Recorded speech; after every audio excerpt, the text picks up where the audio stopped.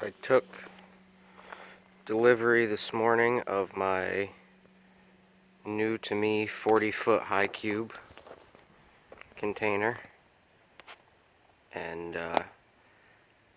I'll explain the reason I got a high cube in a minute, but you can see there's the 20-foot regular height, 8.5 feet tall, and this one's 9.5 feet tall. So this is a lot bigger than I thought it was. They feel so much bigger when you're at the yard, and they feel so much smaller when you're at the yard and there's like 100 of them all over the place. But this thing, there's the entrance, just built a little small ramp to get up in. But there's my B2650 with the cab on it, and the excavator is in behind it. So I got plenty of room. The reason I bought this was, for one, the top of the excavator, it was too tall to fit in the other container.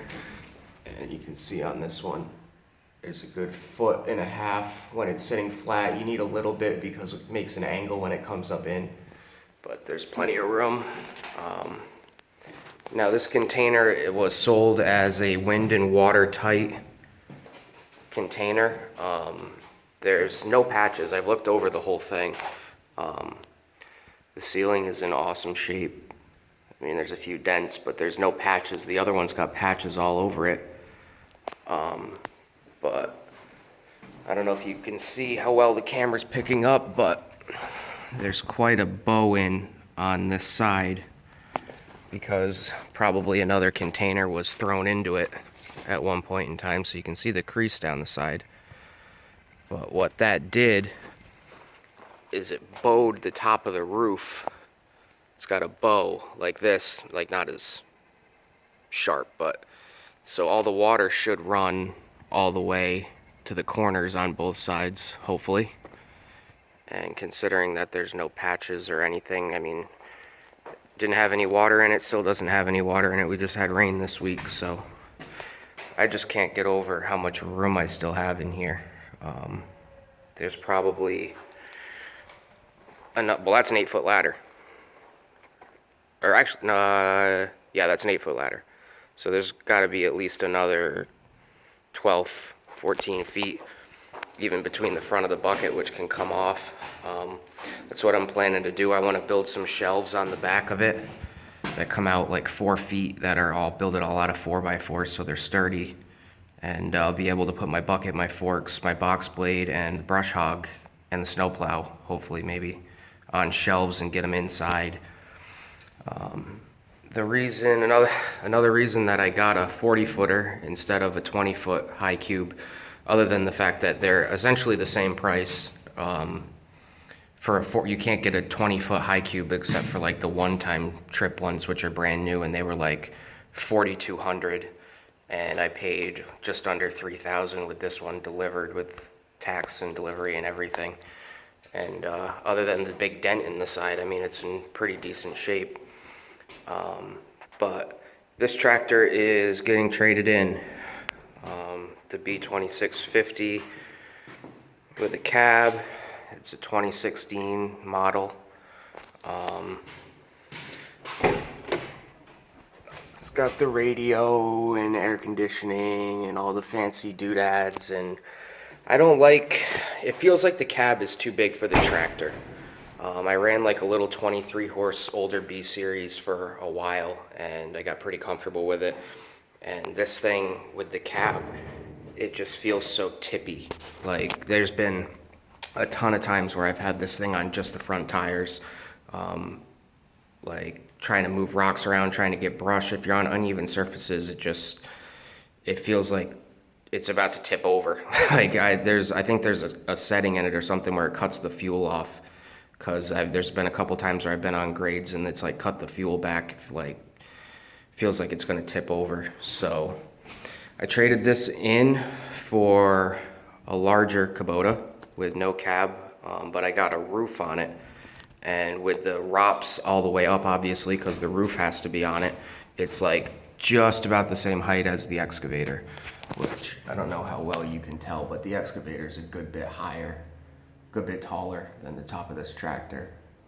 So the new tractor, he actually just called me this afternoon, should be in middle of next week, all put together with the third function and the grapple and the roof with the lights and all that stuff put on it. But saying goodbye to this thing, put about 200 hours on it, and definitely been worth having around. Money saved and money made with it. Overall, it's a great tractor. I mean, if you're just working on flat ground and you're not trying to like go through woods and over stumps and on really uneven terrain, I mean, it's a great tractor. The loader picks up a ton. I've got another video of moving around an 8-foot minute Mount Fisher with it. And, I mean, it's a good sized bucket. I think it's like, I don't know, it's a half-yard bucket. It's a good sized bucket for this small of a B-series tractor.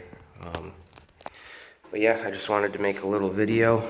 So now I've got this new 40-foot high cube, and I've also got the little 20-footer that's, like I said, the regular 8.5 feet tall.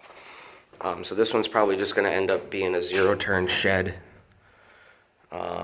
with all my lawn care stuff in this one. I started insulating the ceiling in here. This is that Inso Fast product. They have YouTube videos, but see, it's got the shape to it, like to fit right in to the contour of the roof. So you put this in, and now the roof is flat, and now I can put 2-inch foam over that, and just put it on with good old Loctite power grab, instant grab stuff, because I tried using liquid nails at first and it just kept falling down, pain in the ass. But yeah, you can see this container. There's a whole big patch back here. There's a whole bunch of patches on this thing. I can't find them all at the second. But this container will turn into the lawn care shed. I'll probably build a shelf over here, put all the weed whackers and chainsaws and all that stuff on. But this also has my sort of fueling station. This is the Harbor Freight Special, $100 on deal day. Pump with the nozzle, which doesn't shut itself off. So if you buy this, remember that it doesn't shut itself off. But I just have the oil company fills these barrels up when they come, so I save like $1 a gallon using home heating oil instead of diesel. And I mean, my truck's a gas job. I'm not putting it in my truck anyway, but for off-road use, it's the same thing, just with red dye. And just take this pump, clip it onto a battery, turn it on. That's it. Squeeze the handle and you got fuel. So much, much, much easier than lugging around those stupid things everywhere. And it's easier to just fill those up before you go somewhere, so you don't have to stop at a fuel station. Find one that sells diesel. I live in the middle of the woods, so everything is at least 20 minutes away. But yeah, that's where I'm at now. Got the little one right next to the big one, both tucked in the woods. You can't even see them till you get all the way up to where the driveway splits into parking.